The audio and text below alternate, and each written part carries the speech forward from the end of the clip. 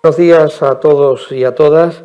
Vamos a dar comienzo a este seminario en relación con la gran reforma jurídica del Código Civil que afecta a las personas con discapacidad y a sus familias. Más de 500.000 personas, 250.000 ahora en tutela y otros 250.000 o 200.000 que entrarán en los próximos años.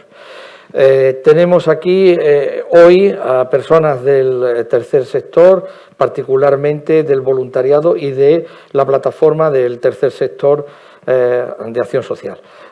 Tiene la palabra don José Luis Martínez Donoso como director general de la Fundación 11. Adelante, José Luis.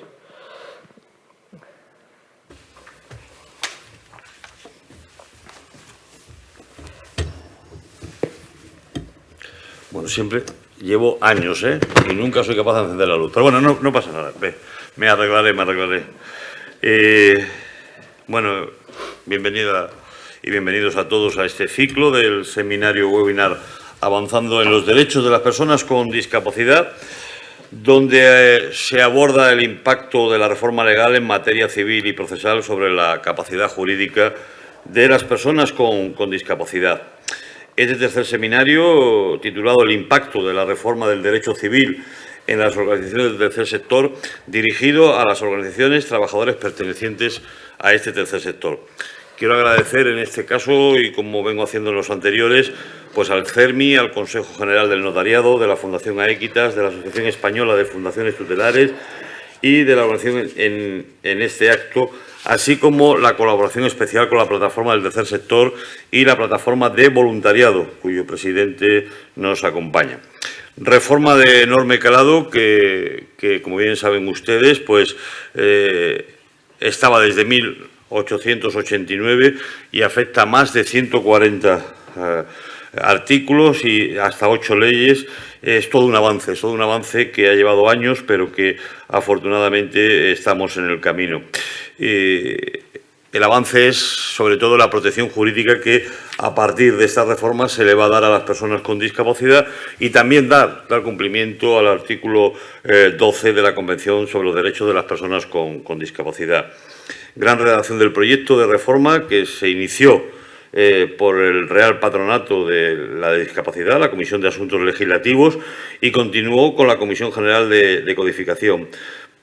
Pasó del proyecto hasta por 3 ministerios de Justicia, amplio apoyo parlamentario, informes favorables del Consejo General del Poder Judicial, de la Fiscalía General del Estado y de los profesionales legales, colegiados, abogados, notarios y, finalmente, del propio Consejo de Estado.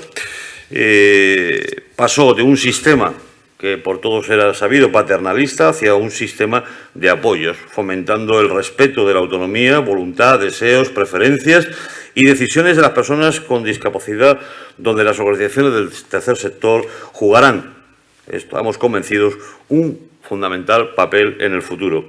Fundación 11 seguirá difundiendo esta reforma con siguientes webinars y, por supuesto, agradecerles a todos aquellos que están aquí presentes, pero también a los que están conectados, y espero que la presentación de hoy, pues la jornada, como digo, sea fundamental por el papel que va a jugar el tercer sector. Muchísimas gracias a todos. Muchas gracias, José Luis. Tiene a continuación la palabra don Luciano Pollato Roca, presidente de la plataforma del tercer sector y, a su vez, también presidente de la plataforma de voluntariado de España. Y le agradecemos su presencia. No lo ha hecho online, sino que ha viajado desde su domicilio hasta Madrid para esta reunión. Muchas gracias, Luciano. Bueno, muy buenos días a todas las personas que asistís a este evento. Muchas gracias, José Luis, como director de la Fundación 11, por compartir estos espacios en tantas jornadas. Y yo la verdad es que cada vez que vengo aquí me siento como en casa. Quiero agradecer especialmente Fundación 11, CERMI, la Asociación Española de Fundaciones Tutelares, al Consejo General del Notariado, la Fundación Aequitas por su invitación y, sobre todo, por contar con esta plataforma del tercer sector. Os tengo que decir que, como plataforma del tercer sector, nosotros no paramos de aprender, en este caso de dos entidades socias como la 11, en este caso Fundación 11, y el CERMI, porque esta plataforma del tercer sector, desde que nacimos, siempre lo que nos ha unido es el defender derechos sociales para todas las personas excluidas y en este caso para las personas con discapacidad. Y es desde el CERMI y desde la ONCE en donde nosotros estamos aprendiendo a cómo hacer demandas concretas, cómo proponer y sobre todo cómo los gobiernos y quien legisla en este momento pues nos debe de escuchar. Deciros como plataforma del tercer sector que acabamos de firmar un acuerdo con el Ministerio de Derechos Sociales en materia de reconocimiento del tercer sector, en materia de financiación y también en materia de desarrollos normativos y que evidentemente ONCE y CERMI ha jugado un papel importantísimo en este sentido. Perdonad, pero el directo tiene esto. Leyes de protección. ¿Por qué es más necesario leyes de protección? Bueno, José Luis lo decía, ¿no? El tema de las personas con discapacidad y todo lo que regula desde el punto de vista civil estaba totalmente desfasado, ¿no? Y yo creo que todo lo que sea avanzar en el ensanchamiento de derechos y de reconocimiento primero como personas, pero sobre todo como personas que deben de estar protegidas, yo creo que es un avance el ensanchamiento que vais a tratar en estas jornadas. Yo tengo en mí una sensación un poco catastrófica, ¿no?, de lo que ha ocurrido en esta pandemia, de ver cómo se han vulnerado los derechos de las personas con discapacidad. Y yo creo que esto se ha dicho fuerte y potente y desde la plataforma del tercer sector lo vamos a seguir diciendo para que no ocurra. ¿Cómo se ha hecho una selección no natural, sino una selección condicionada y conducida sobre quién debía de morir en este país y quién no debería de morir? Y esto ha pasado con personas mayores y evidentemente algunas de estas personas mayores con discapacidad, no solamente en residencias, sino fuera de las residencias, cómo se han vulnerado derechos. Y yo creo que esto no se debe de volver a repetir. La dignidad humana está por encima de cualquier pandemia y de cualquier situación. Y bueno, esto ha ocurrido en este país y ha ocurrido en otros países y no debemos de consentirlo. Como decía José Luis, yo creo que este nuevo avance en materia de lo civil, esta reforma, deja atrás un sistema que trata de forma paternalista a las personas con discapacidad. El paternalismo vale como un referente cuando se está educando a un niño o a una niña. Lo que no se puede estar protegiendo siempre desde un punto de vista paternal. ¿Por qué? Porque las personas con discapacidad tienen derecho a su autonomía. Y por lo tanto tienen derecho a ser acompañadas o a ser guiadas y a ser protegidas jurídicamente, pero no a alguien que les destutele. Y yo creo que este ensanchamiento en materia de lo civil os va a beneficiar a las personas con discapacidad. En definitiva, contento de estar aquí, encantado de estar aquí. Yo creo que estas jornadas tienen que ser un éxito. Sé que hay más de 200 personas inscritas. Yo creo que el objetivo es que de estas personas que estéis inscritas lo vayáis ampliando, vayáis hablando de esto, porque lo que ha conseguido en este caso el CERMI y la ONCE, que como muy bien decía José Luis, trabajado con 3 ministerios, es importantísimo. Lo que pasa es que muchas veces estas estupendas noticias pasan desapercibidas por la sociedad, por el conflicto político que tenemos, por esta beligerancia que hay. Y yo creo que nuestro objetivo es, sobre todo, ampliar todo lo que se ha conseguido. Decir que ahora más que nunca hay que apostar por la unidad de acción, por la creatividad, por la innovación, pero sobre todo por garantizar y defender los derechos y por dignificar la vida de las personas. Y eso es lo que nunca se nos puede olvidar. Termino. Estoy convencido de que las reflexiones que surgirán a lo largo de hoy serán muy útiles para seguir trabajando en esta línea y avanzar en favor de los derechos de las personas con discapacidad. Sobre todo, aparte de aprender en estas jornadas, que las podamos disfrutar y lo que decía antes, que las podamos compartir con más personas para que podamos aumentar este gran logro que se ha conseguido. Muchísimas gracias.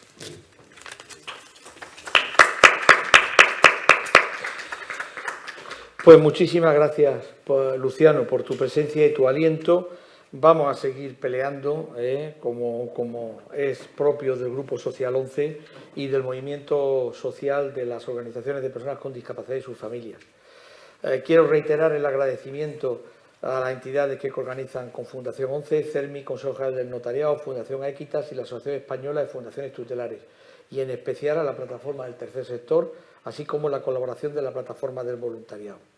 En este seminario, titulado El impacto de la reforma de Derecho Civil y la organización del tercer sector, dentro del ciclo de seminarios sobre la reforma civil de la capacidad jurídica, titulados Avanzando en los derechos de las personas con discapacidad, nos acompañan doña Almudena Castro Girona Martínez, notaria y directora de la Fundación Equitas del Consejo General del Notariado, doña Irene Yepes García, directora de la Asociación Española de Fundaciones Tutelares, y don Álvaro García Bilbao, presidente de la Comisión de Personas con Discapacidad Mayores del CERMI estatal. Desafortunadamente, Rafael de Lorenzo, secretario general del Consejo General de la ONCE, secretario general de la Plataforma del Tercer Sector y profesor titular de la UNED, no nos puede acompañar por motivos personales de último minuto. En el presente seminario, que tenemos más de 200 inscritos, quiero agradecer la asistencia a los mismos.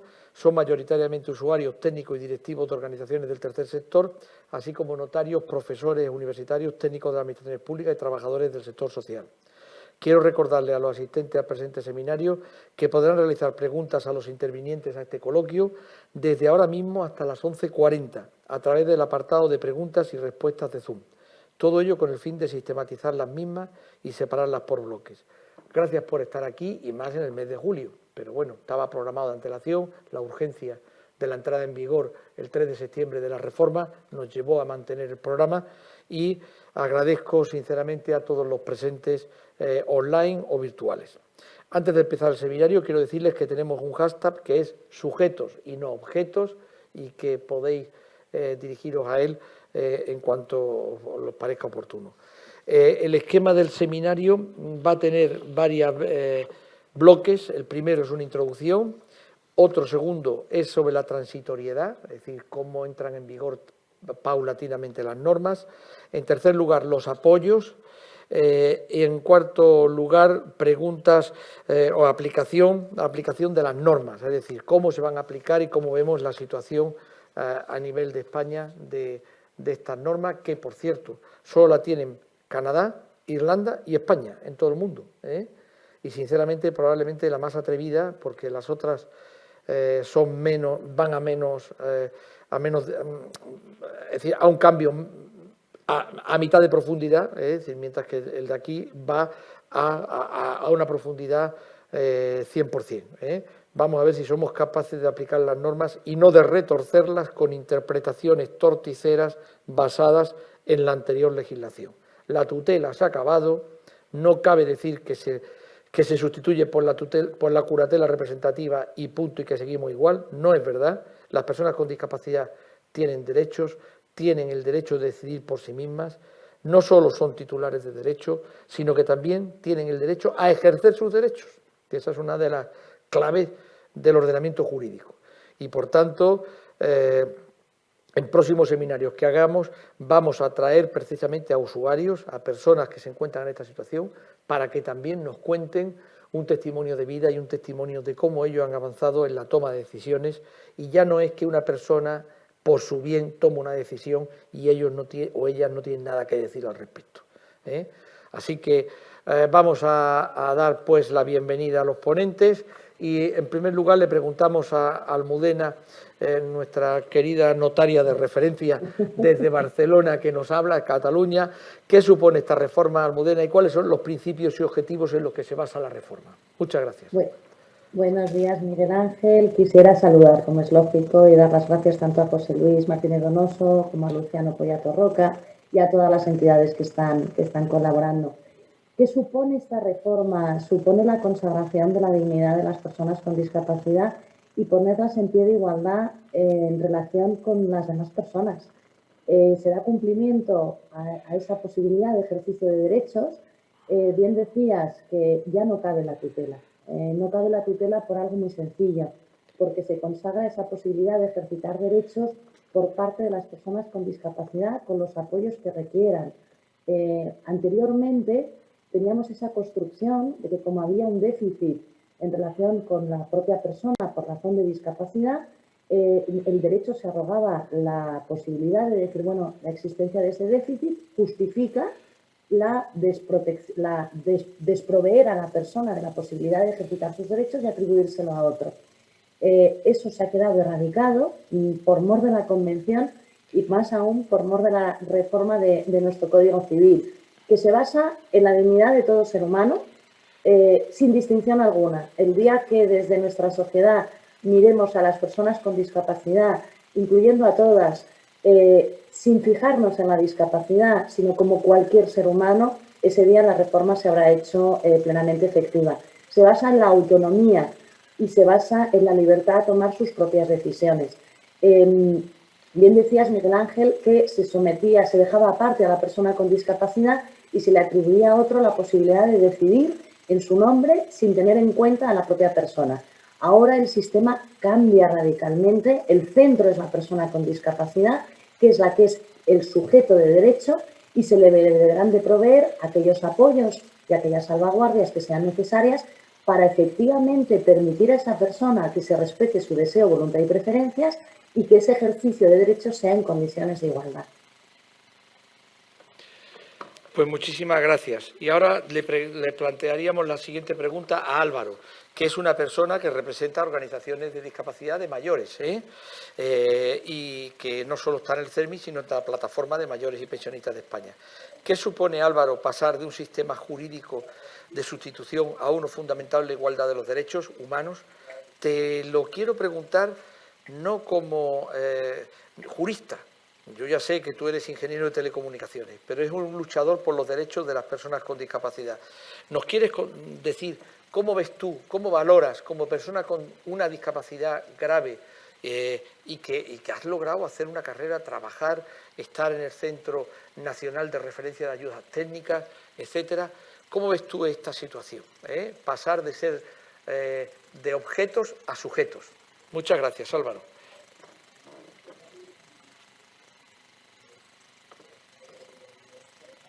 Estás muteado, Álvaro. A ver.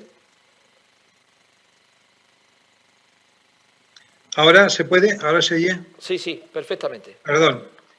Decía que gracias por la pregunta, dar las gracias por invitarme y, bueno, yo creo que lo has expuesto perfectamente. La cuestión técnica ya está dicho, se pasa de un sistema paternalista a un sistema de apoyos, ¿no? Pero desde un punto de vista del usuario, yo creo que se reconoce y se impone la mayoría de edad jurídica para el colectivo de ciudadanos que constituyen las personas con discapacidad, ¿no?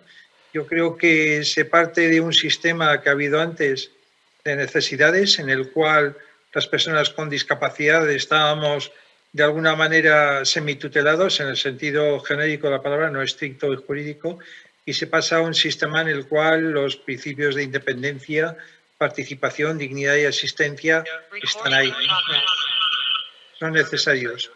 Entonces, esta reforma, al fin y al cabo, es una puesta al día de esos derechos nuestros como personas con discapacidad que estaban pendientes del avance de la sociedad, que de alguna manera ya los estaba poniendo en marcha, y de alguna forma es como si de ciudadanos un poco de segunda parece que se nos abriese la puerta a ser ciudadanos de primera con derechos. Creo que el camino todavía es largo. Creo que el inicio es fantástico. Creo que el esfuerzo es encomiable. Lo iremos hablando y lo recalcaré. Pero yo creo que es un primer paso. Creo que es esperanzador. Creo que como persona o personas civiles nos sentimos un poco más civiles como personas hoy y estamos en esa primera línea de avance. Pues muy bien, muchas gracias. Y ahora tendríamos una pregunta para Irene. Irene, tú que eres una experta en los temas de las fundaciones tutelares, de hecho eres la directora de la Asociación de Fundaciones Tutelares de España, ¿en qué consiste el sistema de apoyos? Bueno, lo primero, buenos días y muchas gracias por la invitación, por el saludo de Luciano y de José Luis y nada, y por compartir la mesa con ponentes de la talla de Almudena y Álvaro. Y Miguel Ángel, gracias, por supuesto, por insistir en que la Asociación Española de Fundaciones Tutelares esté aquí presente en estos seminarios, ¿no? Voy a la pregunta, intento ser concreta, aunque es una pregunta complicada, porque la definición de apoyo que hace el Comité de Derechos de las Personas con Discapacidad es que es un término amplio que engloba arreglos oficiales y oficiosos en distintos tipos y intensidades. Esta definición poco nos dice, ¿no? Lo que sí que establecen luego es que este apoyo debe darse con unas salvaguardas que garantiza que se respeten los derechos, la voluntad y las preferencias de las personas con discapacidad, que no exista conflicto de intereses, que sean apoyos proporcionados y adecuados a las características y a las circunstancias de las personas y que estén sujetos a exámenes periódicos por la autoridad judicial. Con esta definición entraría casi todo, ¿no? Desde el enfoque de apoyos, un sistema de apoyos en ejercicio de la capacidad jurídica respondería al desajuste que se da entre la competencia personal para tomar decisiones y las demandas del entorno. Y dado ese desajuste, pues estos sistemas de apoyo permitirían a la persona compensar y ejercer el derecho a tomar sus propias decisiones. Toda esta teoría, ¿en qué se convierte en la práctica? Pues en la práctica el apoyo es cualquier herramienta, solución, acuerdo, adaptación, consejo, todo lo que se nos ocurra que permita que la persona compense este desajuste y pueda tomar la decisión. Por la experiencia que tenemos en las fundaciones tutelares, el apoyo puede ser incluso previo a la toma de decisiones. Es decir, ese apoyo puede consistir también en generar oportunidades para que las personas decidan y en informar a estas personas de que tienen derecho a decidir. O sea, que el apoyo es algo complejo, pero bueno. Experiencia de fundaciones, por poner ejemplos más concretos, pues puede ser adaptar la información para que se comprenda. Por ejemplo, en las fundaciones se usan muchos presupuestos en lectura fácil para que la persona pueda tomar decisiones relacionadas con su economía y comprenda las variaciones del presupuesto. También se utilizan metodologías como la planificación centrada en la persona para conocer la voluntad de la persona, ¿no? Y ayudarla a cumplir con sus planes de vida, diseñando un sistema de apoyos que le permitan ir tomando decisiones y encaminando sus proyectos de vida.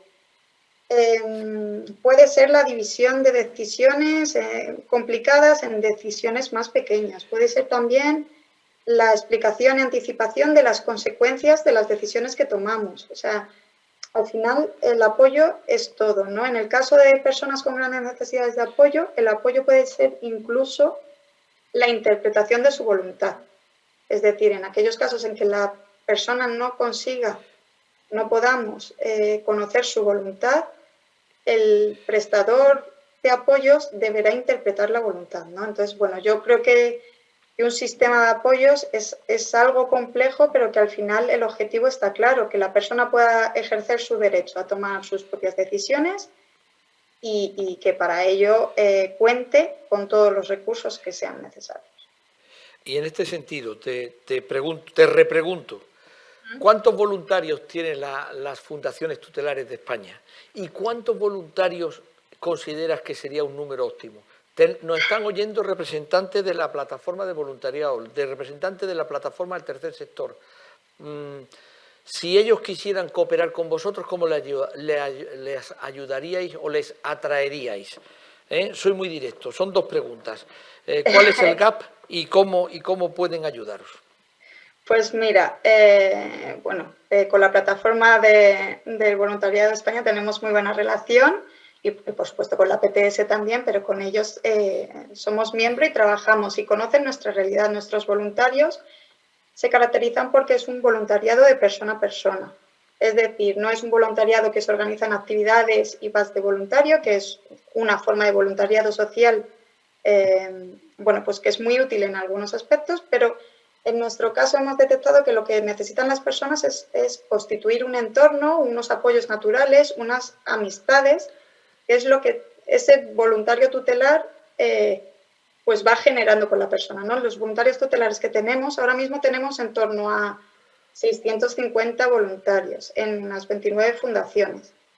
Esto, que es un número amplio, pues como tú anticipas, ¿no?, es insuficiente. ¿Por qué? Porque consideramos que toda persona necesita ese apoyo voluntario, que al final no es más que una persona de referencia con quien puedas comentar tus dudas, con quien puedas pues llamarle, oye, ¿me puedes acompañar a comprar algo? O oye, me apetece ir al parque, ¿me acompañas? No, es un entorno natural y una relación natural. Tenemos ahora mismo en las fundaciones unas 3.000 personas apoyadas mediante tutelas y curatelas, y entonces existe ahí un déficit claro, ¿no? Porque consideramos que toda persona debería tener al menos un voluntario. Por supuesto, si hubiera más, sería genial, ¿no? Hay algunas fundaciones que tienen más voluntarios que personas apoyadas, y esto para nosotros es un modelo de éxito y un modelo a seguir, porque al final yo creo que en el voluntariado, ¿no?, pues las personas que hacemos voluntariado lo que queremos es apoyar y aportar nuestro tiempo, y lo que necesitan las personas que desde las fundaciones tutelares estamos apoyando es ese tiempo, esa escucha, ese, bueno, pues el saber acompañar tanto en la toma de decisiones, bueno, pues más del día a día, en las que, por supuesto, el voluntario es una persona más de referencia, como sobre todo en la construcción de un entorno natural y de una vida en comunidad que es que necesitamos todos. Muy bien, muchas gracias. Pues nada, aquí todo un reto para los voluntarios y voluntarias de nuestro país, de España, y de sus organizaciones. Es evidente que muchos apoyos son apoyos de las administraciones públicas, de trabajadores sociales, de profesionales de los servicios sociales, los padres, etcétera, pero hay un amplio margen y un amplio elenco de actividades que pueden hacerse desde la perspectiva del voluntariado, y yo creo que se abre una nueva perspectiva del voluntariado en España muy interesante y que debería ser prioritario. Hay 3 meses para la entrada en vigor de la ley, hay 3 años para la transición de los 250.000 personas que están bajo el régimen de tutela en España, y nosotros calculamos que habrá otro bloque parecido de nuevas peticiones. Luego, la mies, el campo es muy grande y hay mucho que segar, así que una petición en este sentido de apoyo a las fundaciones tutelares. Almudena, y pasamos al segundo bloque de la transitoriedad. ¿Qué pasa con las más de 250.000 personas que están actualmente incapacitadas judicialmente? Y 2, ¿qué pasará con las personas con discapacidad que cumplan 18 años a partir del 1 de septiembre del presente año? Lo primero, se me abrían las carnes cuando estaba escuchando a Irene, porque en realidad lo que se pide es lo que cualquier persona desea, tener un entorno familiar seguro donde poder desarrollar mi personalidad como cualquier otro, ¿no? Me centro en tu pregunta, Miguel Ángel. Uno de los problemas que tenemos es que no sabemos exactamente, ni hay estadísticas de cuántas personas están incapacitadas. Es uno de los grandes problemas que tenemos en España. Lo que quiero transmitir primero es tranquilidad a todo el mundo, sosiego, porque podemos utilizar o se está extendiendo a lo mejor un mensaje un poco sesgado de esta reforma desprotege. Al contrario, esta reforma lo que hace es poner a la persona en su sitio, que es donde tiene que estar, en el centro, y establecer los sistemas de ayuda o apoyo que la persona necesita. Con los que están ya incapacitados, el legislador no se ha olvidado, ¿vale? Lo primero que ocurre es que queda proscrita la incapacitación para el futuro, es algo fundamental. Era un estigma en relación con las personas con discapacidad y constituía un estado civil, el de incapacitado, que le impedía actuar en derecho. Los que están incapacitados, la disposición transitoria de la Ley 8/2021 establece un plazo de transitoriedad de 3 años en el cual la autoridad judicial y el Ministerio Fiscal tienen la obligación de revisar todas esas resoluciones judiciales de incapacitación y adaptarlas al nuevo sistema de apoyos. También la propia persona con discapacidad y su familia, las personas que están legitimadas, pueden solicitar esa adaptación. Si lo ha solicitado la persona con discapacidad o la persona o el entorno, tiene un plazo de 1 año para proceder a esa adaptación. Si no se ha solicitado, de oficio la autoridad judicial o bien el Ministerio Fiscal puede solicitar la adaptación y tenemos 3 años. Lo que también está claro es que la entrada en vigor es el 3 de septiembre y los que están ya sujetos a incapacitación, aun cuando no haya sido revisada su resolución judicial, los que ejercen ese cargo de tutor o de curador tienen que ajustarse al nuevo sistema. Ya los principios se aplican aunque no haya habido revisión.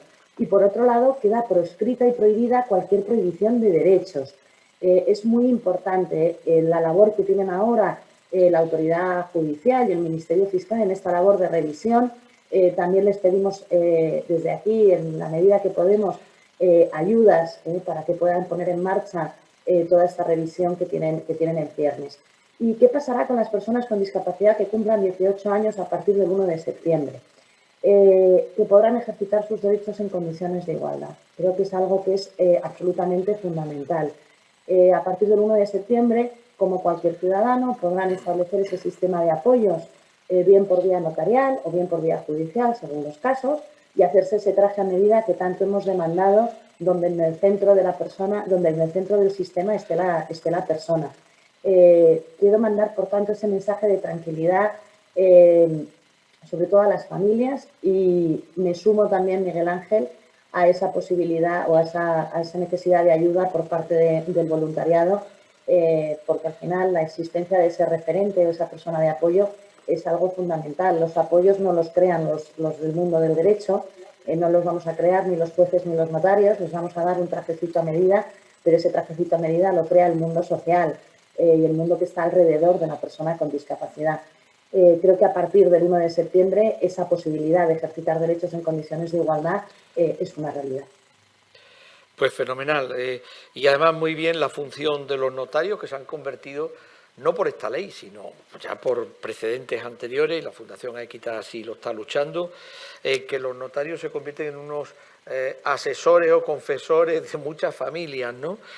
No solo para los temas patrimoniales, sino para muchos otros asuntos. Y esta es una función capital, el poder determinar el discernimiento de las personas, de todas, cuando van a ejercer, a hacer una escritura, a pedir una hipoteca, a vender, a comprar, a adquirir una herencia, etcétera, a matrimonio, porque acceder al derecho de matrimonio, hoy en día los notarios también pueden casar, y eso se va a ir expandiendo, ¿no? Entonces, los notarios os convertís en una especie de árbitro dentro de esta jugada, y que tengáis una visión amplia de la discapacidad para nosotros es fundamental. Sois unos aliados de lujo y queremos teneros como tales, ¿no?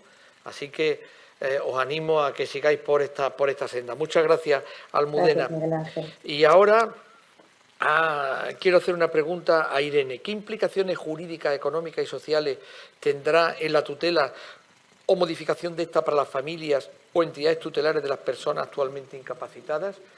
¿Qué va a pasar con las fundaciones tutelares? ¿Cómo veis un poco vuestra reacomodación y vuestra posición sobre la transitoriedad de la aplicación de la norma? Gracias. Vale, pues bueno, me voy a centrar en el ámbito de las fundaciones tutelares, porque yo creo que las familias, bueno, pues como dice Almudena, ahora mismo hay un cierto miedo, pero esa transición de una tutela a lo que va a ser el sistema de apoyos debería ser una transición natural, y se están recuperando derechos para las personas con discapacidad, y todos los cambios dan miedo, pero seguro que es positiva. O sea que en el caso de las familias entiendo que la adaptación, aunque cueste un poquito, será fácil. En el caso de las fundaciones tutelares, pues bueno, vamos a empezar por cambiar el nombre. No podemos seguir siendo fundaciones tutelares porque la tutela queda reservada para menores, ¿no? Entonces, bueno, pues siendo consecuentes, lo primero que será es un cambio de nombre, y luego sí que hay implicaciones jurídicas en la ley que quedan además reflejadas.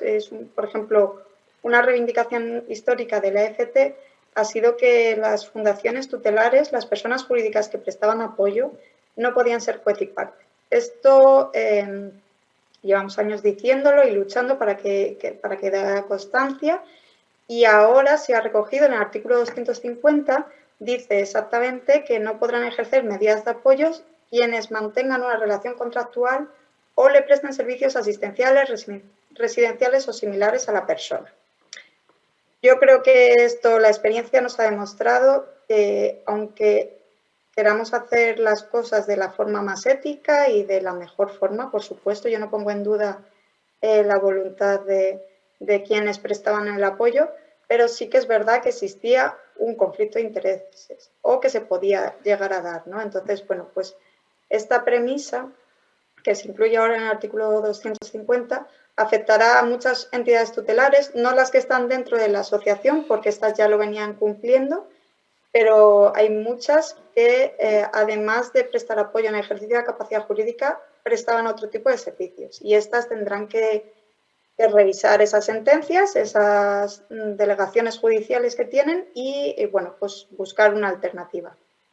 En cuanto a los apoyos, implicaciones, bueno, las entidades vienen ya desarrollando un apoyo basado en el enfoque de derechos, en el enfoque de apoyos, en el modelo social de la discapacidad, con lo cual ya hay una cierta experiencia en la intervención, pero está claro que todo cambio merece una adaptación, ¿no? Y que, bueno, pues que esa visión paternalista, llevamos años luchando por sacarla de nuestras entidades, pero todavía hay cosas y, bueno, resquicios que hay que pulir y que hay que superar, ¿no? Ahora las personas ya estaban en el centro, pero es que ahora tienen, bueno, pues el apoyo jurídico de ser quienes se les reconoce el derecho a tomar sus propias decisiones y a que nosotros, como prestadores de apoyo, las respetemos.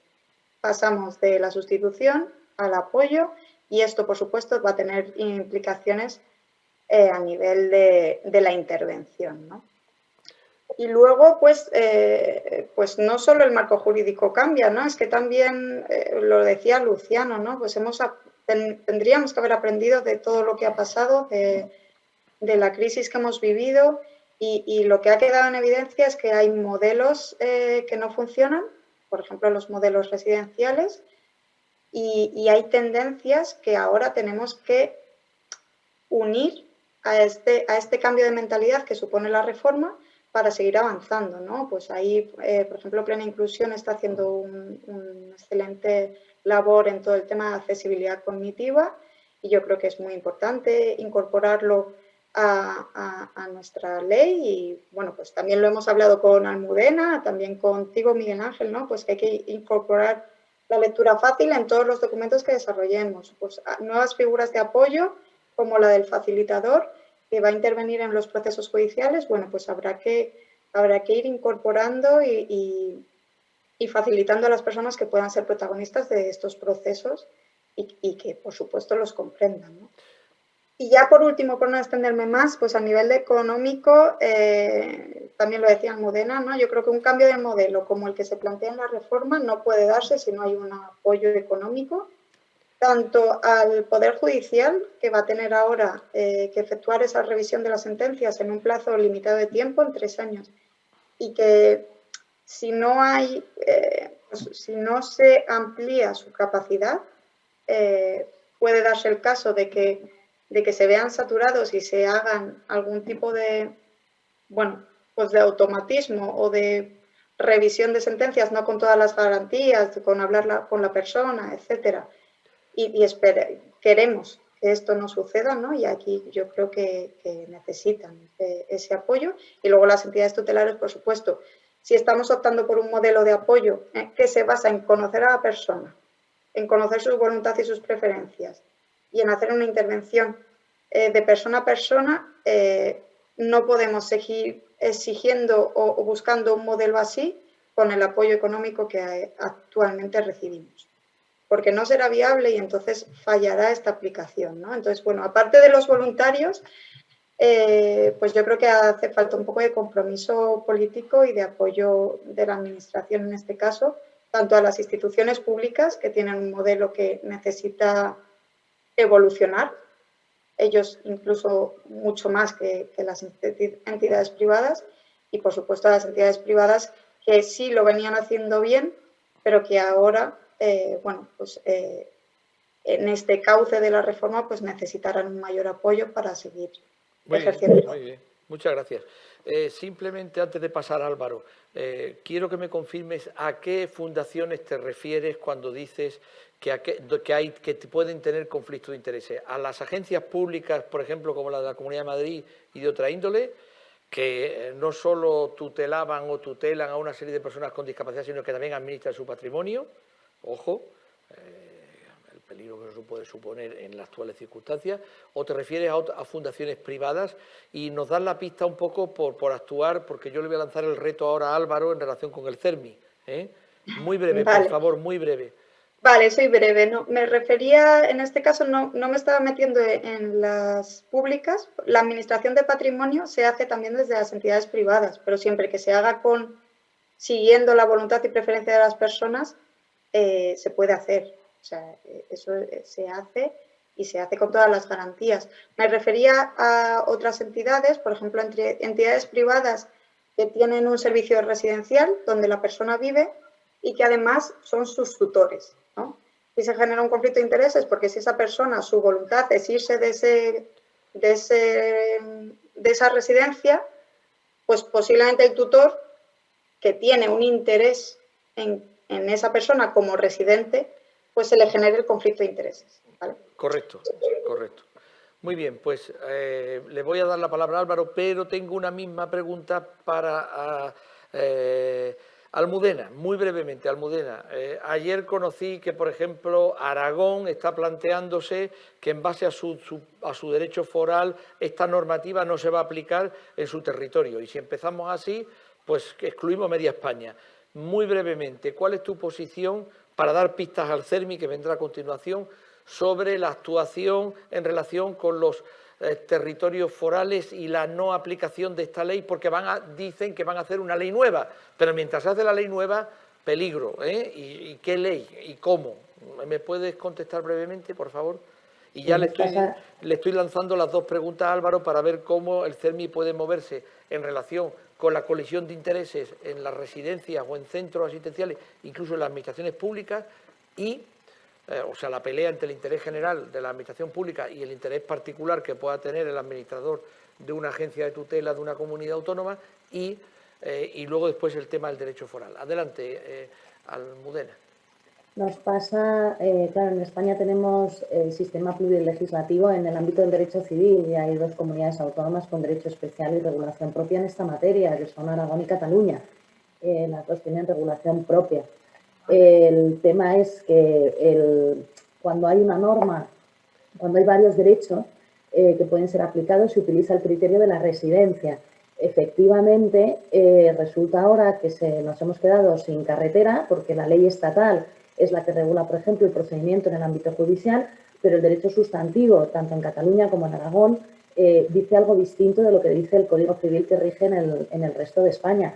Y efectivamente no se puede dejar un vacío legal, no es aplicación directa del Código Civil, sí que es aplicación directa la Convención, que es tratado internacional, y es imprescindible una reforma para adaptarlo a la regulación que existe en el resto de España.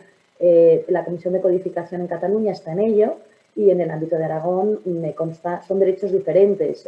Ya tienen mucha más flexibilidad el derecho aragonés y el derecho catalán que tienen derecho nacional, pero es imprescindible una reforma en esta materia en las dos legislaciones existentes porque para no generar ese vacío legal. La aplicación directa del Código Civil no la veo viable, sí veo viable la aplicación directa de la Convención. No sé si he sido concreta. Sí, una repregunta, para no juristas expertos. Mientras tanto, podría aplicarse, mientras tanto Cataluña como Aragón sustancia su reforma, ¿tiene carácter supletorio la normativa publicada en el Boletín Oficial del Estado? ¿O nos quedamos en el limbo en Aragón y en Cataluña hasta que se reforme la compilación de derecho civil de estos territorios? Tiene carácter supletorio cuando el propio derecho no ha hecho regulación propia. El problema es que sí que ha hecho regulación propia y tiene regulación propia, además de fuerte tradición, tanto la Junta de Parientes como la regulación que existe aquí en Cataluña. Es un tema que va a dar ríos de tinta y no es aplicable directamente si no existe una reforma. Lo que es aplicable directamente es la Convención. Es mi opinión personal. Hace falta una reforma. Bueno, pues Álvaro, ahora te ponemos a ti en la tesitura del representante del CERMI. A la luz de esta problemática que se ha planteado, la posible colisión de intereses por decisiones sobre bienes patrimoniales de las personas con discapacidad por otras personas, en instituciones residenciales o incluso por instituciones públicas, como es el caso de la Comunidad de Madrid, donde existe una agencia de tutela y que además tutelan a bastantes personas, ¿eh? Y en segundo lugar, en el tema de los derechos forales, o sea, es decir, ¿tú crees que los CERMIs autonómicos de Cataluña, el COCARMI y el CERMI de Aragón deberían de moverse con sus autoridades y el CERMI estatal prestarle asesoramiento para que se arregle todo este difícil puzzle de la España de las autonomías? En materia de derecho civil, en materia de la discapacidad. ¿Cómo lo ves tú políticamente hablando? Y te lanzo el órdago de que el CERMI sea capaz de que tú seas uno de los paladines de la defensa de los derechos de discapacidad en estos dos ámbitos. Compleja pregunta, Miguel Ángel. Te agradezco que me la hagas, pero la veo compleja. Yo empezaría diciendo que la reforma es de un gran calado. Es una reforma muy amplia que lo que está haciendo, de alguna manera, está dando lugar es que personas con discapacidad que tenían derechos pero no los ejercían, tengan que tomar la iniciativa de saber qué es su derecho y empezar a ejercerlo. Eso es todo un camino a ejercitar. Entonces, tendrán que saber qué pedir, cómo pedirle. Las familias tendrán que saber también cuál es su papel, qué pedir y qué posición tomar. Si seguimos en la escala, las organizaciones también tendrán que saber cómo asesorar y reconducir el mensaje o el papel que actúan. Y finalmente, los operadores jurídicos, en este caso, al recibir todo esto, tendrán que saber aplicar y, sobre todo, tener en cuenta que hay delante una persona jurídica que va a actuar de una manera distinta, que va a pedir y va a exigir derechos. Entonces, ¿todo esto cómo se va a ejercitar? Pues es que la práctica se irá dando día a día y el día a día irá indicando por dónde tenemos que circular. Yo creo que el CERMI ha hecho una labor extraordinaria y también los operadores jurídicos que se han prestado a ello. Creo que esto será una cuestión de diálogo permanente que va a tener pros y contras, pero creo que hay dos cosas que son fundamentales que ya de alguna manera se han avanzado aquí. Por una parte, tiene que haber una partida económica que sea generosa, que facilite todo esto. Segundo, tiene que haber una voluntad política para que esto vaya hacia adelante, porque si no, las reticencias que pueda haber por muchas partes, fundamentalmente yo pienso que por operadores jurídicos que serían lógicas ante pues, un exceso de trabajo, una filosofía distinta, problemas ideológicos, es que es un cambio muy grande, es una puesta al día y toda puesta al día, como cualquier cambio social, va a tener pues, un proceso dialéctico en general, ¿no? Entonces, en referencia a todo lo que me preguntabas, yo no me atrevería a contestar, solamente diría que la realidad, la posición del CERMI y el trabajo de las organizaciones irán indicando por dónde y cómo realizarlo. Muy bien, de acuerdo. De todas maneras, yo, como antiguo asesor jurídico, jefe de los servicios jurídicos del CERMI, donde he estado desde sus inicios hasta este año, porque ya no podía compatibilizar con otras tareas, te doy un apunte para navegantes. Cuidado con los temas patrimoniales. Como la ley tiene 3 años para aplicarse, cuidado en las residencias y en los centros con las tutelas ejercidas por personal de esa residencia. Puede producirse un vaciamiento patrimonial, yo no digo que se vaya a producir, hay un riesgo de que se pueda producir un vaciamiento patrimonial de los dineros y los bienes de las personas con discapacidad internas, sean mayores porque hayan perdido la cabeza o sean personas con discapacidad intelectual o cognitiva. Entonces yo creo que eso el CERMI debe de vigilarlo y además debe de vigilarlo no solo a nivel estatal, sino a través de los CERMIs autonómicos. Yo creo que se enciende una alarma que tenemos que evitar. De vez en cuando salen situaciones de los jueces que levantan pues este tipo de alzamiento de bienes por parte de particulares frente a las personas que están más desvalidas. Pero yo creo que este es un tema para incluir en el listado de temas a vigilar por los CERMIs autonómicos, que son los que están más a pie de obra, y de hablarlo con las administraciones públicas y de estar encima de ello. Y si hay algún caso llamativo, denunciarlo, publicarlo en los periódicos, y eso hace un efecto de bálsamo frente a cualquiera que se le ocurra, ¿eh? Intentar meter la mano en la bolsa de la persona antiguamente incapacitada y actualmente con necesidad de apoyo. Lo digo porque es una tentación y los delincuentes están flotando. El crimen, entre comillas, como se dice en términos sajones, es decir, los delincuentes están pululando permanentemente y hay gente que inventa no para el bien, sino para el mal. Ojalá que estas situaciones no se produzcan. Y en cuanto a por eso del conflicto de intereses. Y en cuanto al tema autonómico, yo creo que es conveniente establecer el enlace con el COCARMI de Cataluña y del CERMI de Aragón, teniendo en cuenta lo que ha dicho muy bien Almudena. El artículo 12 de la Convención se tiene que aplicar.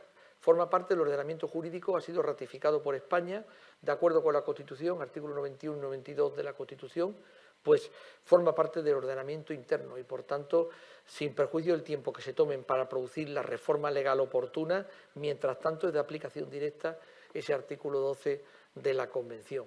Y ahí también un mensaje para navegantes para estos dos CERMIs, ¿no? Porque yo creo que son conscientes ellos, pero poder hablar con ellos no en el sentido de darle lecciones, sino en el sentido de decir, oye, vigilar este tema puede ser importante. Y yo creo que en las conferencias de CERMIs autonómicos, cuando tengáis la próxima, yo creo que tanto Teresa Palay como Luis Alonso deben de incluir estos temas en la agenda, porque no son temas baladís, como decimos los abogados, no son temas baladís. Y a la chita callando, pues ahí puede haber injusticias y situaciones muy complejas que son delictivas, pero que si no se averiguan y si no se está encima, pues no se pueden denunciar y por tanto el fiscal no participa. Yo creo que también con la nueva fiscal de discapacidad, creo que es la señora Sagarra, que vendrá a una próxima jornada que tendremos sobre este mismo tema dedicado para los abogados,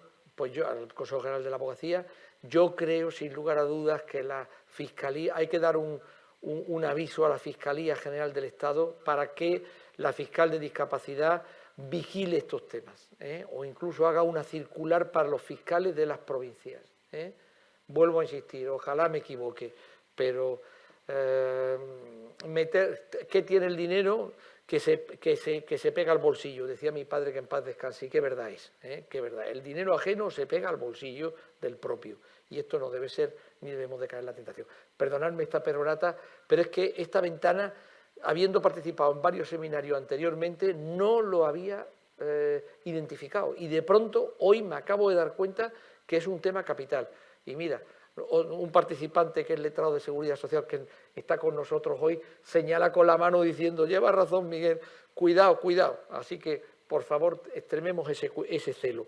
Bueno, pues vamos a darle la palabra a Almudena. Almudena, en los casos excepcionales, y ya vamos al de apoyos, al bloque de apoyos, al 3, en los casos excepcionales donde una persona no se pueda regir en nada, ni pueda expresar su voluntad, o diga, yo no quiero, la persona con discapacidad, diga, yo no quiero entrar por el nuevo sistema, me quedo como estaba antes, muy tranquilo, y lo manifieste. ¿Qué medidas tiene articulado el sistema que va a entrar en vigor? Siempre hay casos extremos, pero te pongo en esa situación. Muy acertada la pregunta, sobre todo para transmitir tranquilidad. Vamos a ver, cuando la persona tenga la actitud, el discernimiento y la voluntad con los apoyos que sean necesarios para establecer su traje a medida, tendrá la vía, y su sistema de apoyos tendrá lógicamente la vía notarial.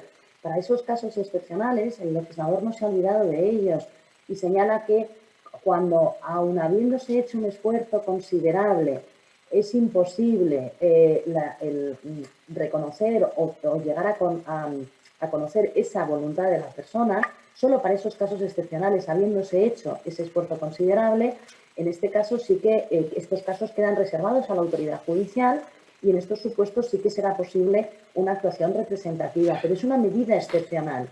La curatela representativa es la excepción de las excepciones. El curador representativo tiene límites porque tiene que siempre actuar conforme a los principios nuevos del Código Civil, es un modelo nuevo, es decir, la voluntad, deseos y preferencias de la persona. Y cuando no sea posible descubrir esa voluntad, deseos y preferencias, porque no es posible la manifestación, a pesar de los esfuerzos hechos, es importantísimo lo que se ha denominado historia de vida, es decir, lo que ha manifestado esta persona a lo largo de su vida. Cuando alguien está en contacto con una persona con discapacidad y con fuertes necesidades de apoyo, lo que denominamos apoyo intenso, pensemos en un Alzheimer en el último estadio. Lo que tenemos que mantener es la dignidad de la persona. Es decir, aunque sea un Alzheimer en el último estadio, es una persona. Lo que no podemos tratarle es como un objeto. Y esa persona con Alzheimer en el último estadio ha tenido una evolución a lo largo de su vida a través de la cual se ha manifestado esa voluntad. De forma que se tiene que atender a esa voluntad manifestada a lo largo de la vida. El otro día en un curso con los jueces en el Consejo General del Poder Judicial me impactó una juez que le preguntaba, en un caso concreto de una persona con Alzheimer en un estadio final, y le preguntaba a la hermana, ¿quién quiere o con quién querría haber vivido su hermana, la que tiene Alzheimer? Y la hermana contestó, con quien ha vivido toda la vida, con mi otra hermana, María. Eso es indagar, eso es la voluntad. Y eso es atender a la voluntad, deseos y preferencias de esa persona. Y esos casos, quédense tranquilos, porque sí que están bajo lo que es la salvaguardia de la autoridad judicial, por algo sencillo, porque esa posibilidad de manifestar, comentabas tú antes, Miguel Ángel, yo juzgo, cada vez que autorizo una escritura, veo que la persona tiene esa aptitud para prestar ese consentimiento, con los apoyos que sean necesarios. El primero, el apoyo del notario, pero es que lo hago con cualquier ciudadano. Lo mismo va a pasar con las personas con discapacidad, y los supuestos en los que eso no sea posible quedan reservados a la autoridad judicial y quedan con unos límites muy claros. La voluntad, deseos y preferencias, y sobre todo no hacer lo que yo me da la gana y lo que yo creo que es oportuno, sino lo que la persona, aunque no pueda manifestar esa voluntad, hubiera hecho en esa circunstancia.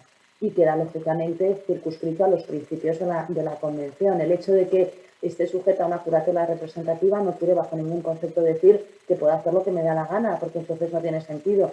Y corre en el ámbito jurídico y en el ámbito social la idea de, bueno, pues ahora todos curadores representativos, eso es un fraude de ley, perdónenme, como la copa de un pino.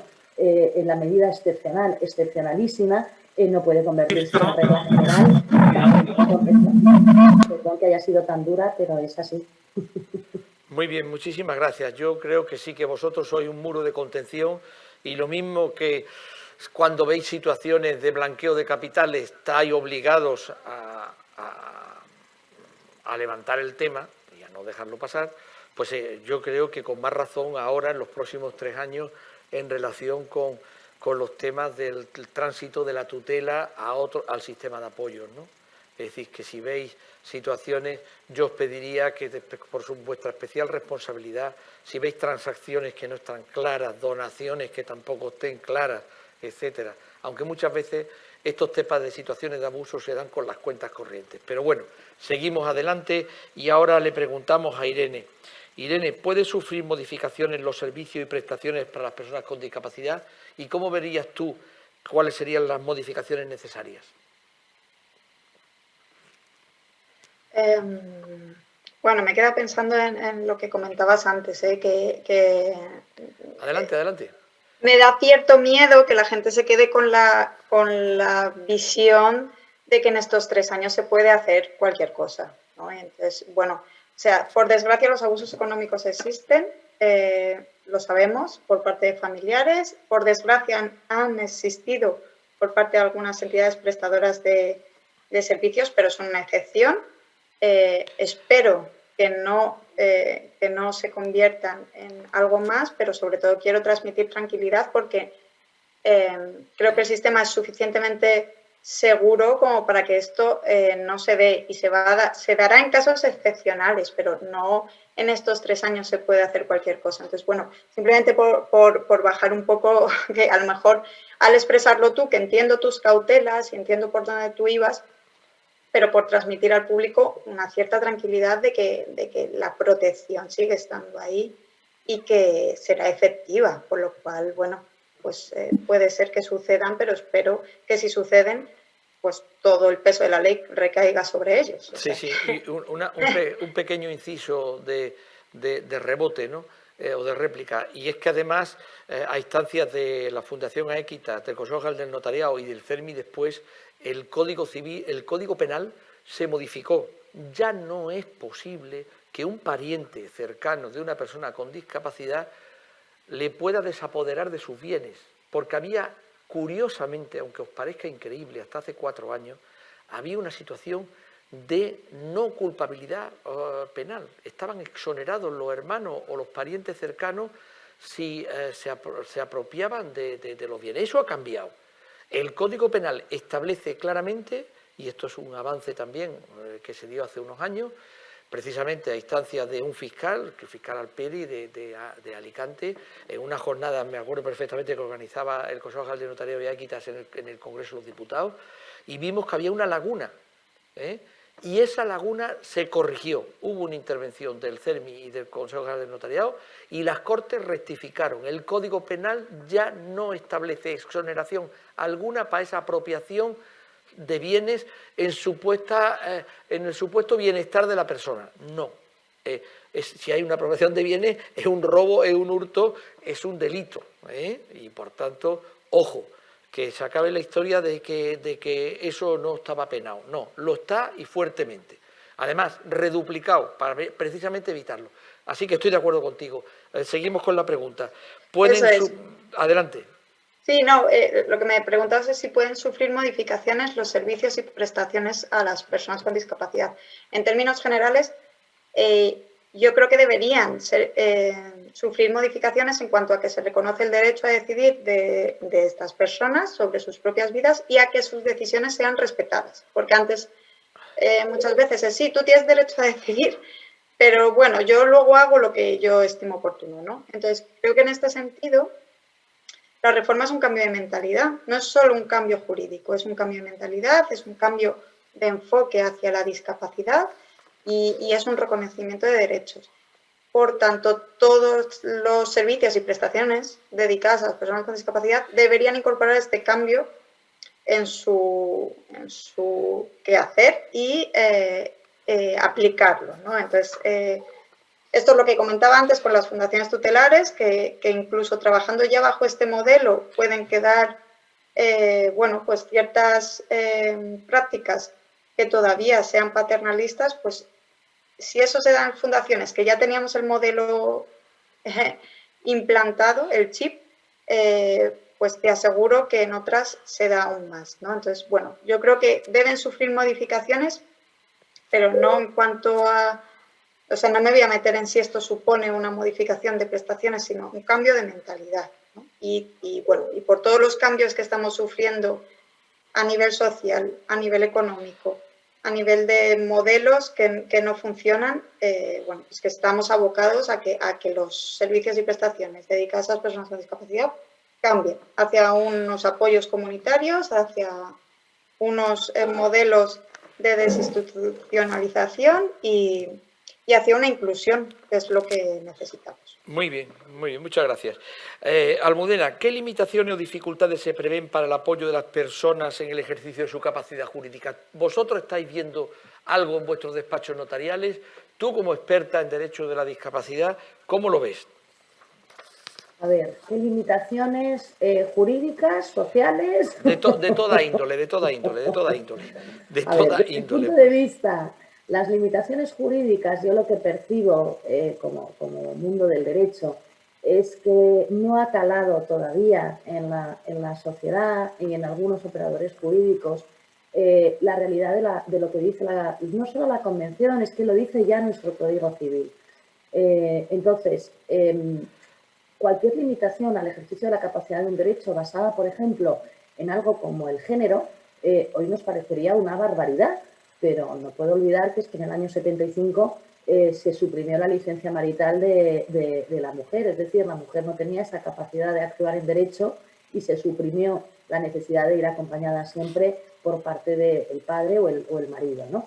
Sin embargo, en la actualidad veo esa reticencia porque no se cree que las personas con discapacidad tengan derecho a tomar sus propias decisiones, con lo cual hay que hacer una labor pedagógica espectacular en el ámbito de lo que es el ámbito jurídico y en el ámbito social.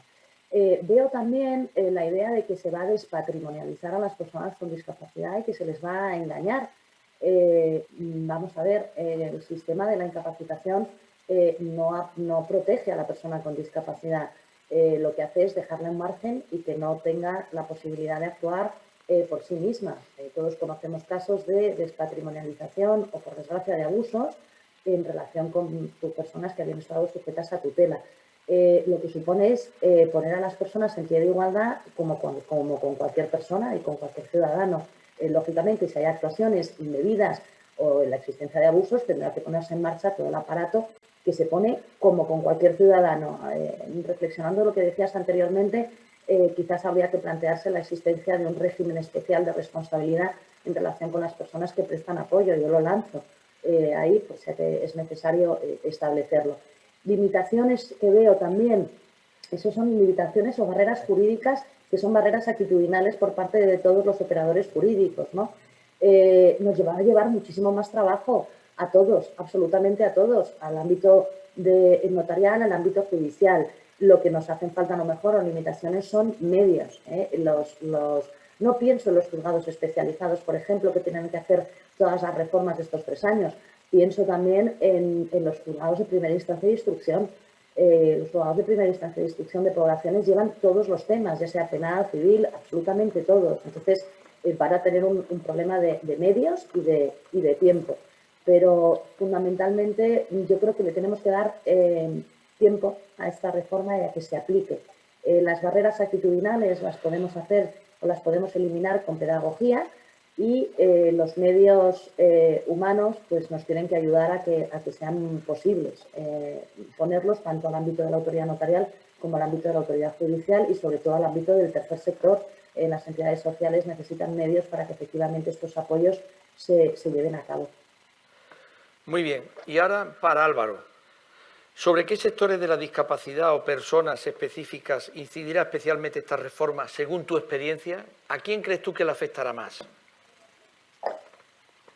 Pues va a afectar más a las personas con discapacidad que tienen mayores limitaciones. En el caso, por ejemplo, de las personas con discapacidad mayores, que es un sector de la población bastante olvidado y que desgraciadamente la pandemia, las últimas circunstancias, han puesto sobre el tapete de la mesa cuáles son sus situaciones de derechos.